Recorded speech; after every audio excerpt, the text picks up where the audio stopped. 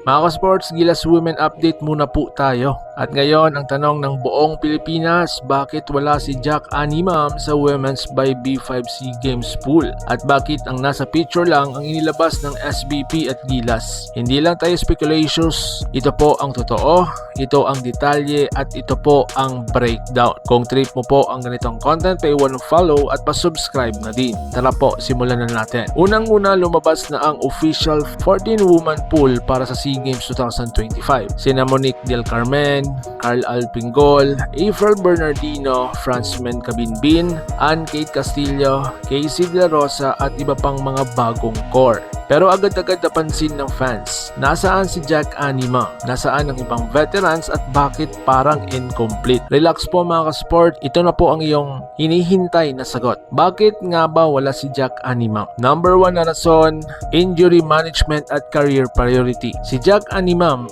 ilang taon nang nagre-recover mula sa mga major knee injuries. Ngayon pa lang siya fully returning to pro form sa International League. At dahil nakakontrata siya abroad, hindi pwedeng putulin, i-delay o isugal ang recovery timeline niya. Pangalawa, ang SEA Games ay non-FIBA event. Hindi ito priority kumpara sa Asia Cup o Olympic qualifiers. Kaya ang SBP at coaching staff ayaw i-risk ang big star sa tournament na hindi naman po daw qualifying. Ang tawag dito, career protection. Sumunod mga ka-sports, si Jack ay may club obligation. Sa international basketball, kapag may kontrata ka sa foreign team, kailangan mong sundin ang schedule nila. Hindi mo pwedeng bastang iwanan para sumali sa SEA Games camp. At tandaan, training camp ng Gilas Women ay full-time commitment. Kung hindi ka magkaka-full attendance, hindi ka po isasama sa pool. Yun po ang nangyari kay Jack. So ngayon, bakit wala ang iba pang veterans? Hindi lang si Jack ang wala, pati ibang Phil Farinbest wala rin din sa pool. Bakit? Number 1 rason pang sports yung availability. Marami sa kanila may trabaho, school, o pro leagues abroad. Number 2, full camp requirement. Ang sistema ng Gilas Women ngayon ay bago. High pace, pressure, quick rotation. Kung hindi makaka-attend sa buong camp, automatic out na po iyan. Reason number 3,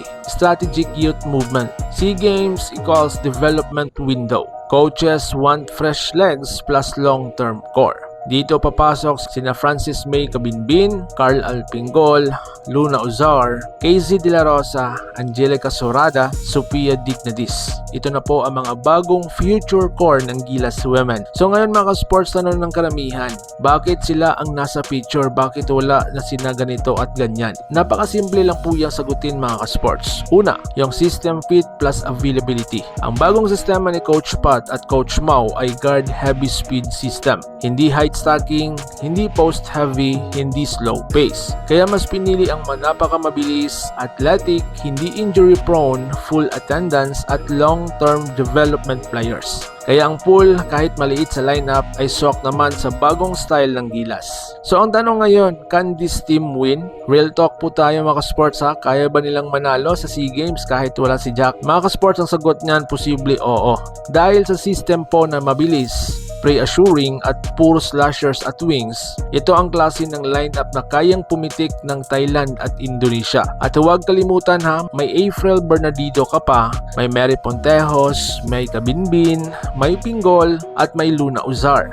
Hindi ito weaker team, ito po ang different team. So ayun na nga mga ka-sports ha, ito na po ang tunay na dahilan kung bakit wala sina Jack Animam at ilang veteran sa SEA Games 5B5 pool. Hindi dahil hindi sila pinili, kundi dahil sila ay available, may contract commitments at may long-term plan na sinusunod ang Gilas Women Program. Kung gusto mo pa ng mas mabilis, mas maangas at mas updated sa Gilas content, don't forget to like, share, and subscribe. Gilas Women, Laban Pilipinas, Puso. So paano? Ingat po kayo.